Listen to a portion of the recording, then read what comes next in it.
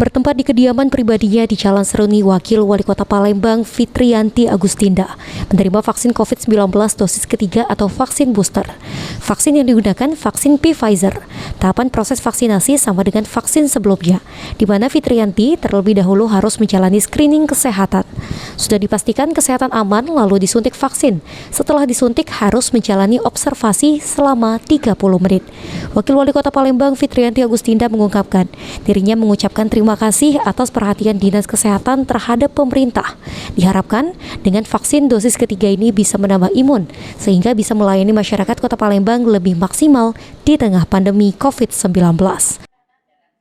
Saya sengaja didatangi dari kawan-kawan Dinas Kesehatan untuk mendapatkan vaksin booster. Vaksin yang digunakan adalah vaksin Pfizer.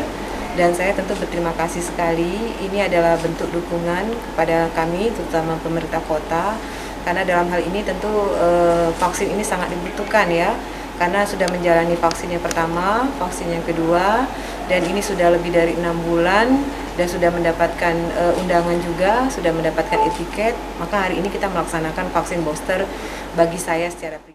Untuk mendapatkan vaksin ketiga, wajib sudah vaksin dosis pertama dan kedua selama 6 bulan dan mendapat etiket dari Dinas Kesehatan Kota Palembang. Abidin Riwanto, PAL TV.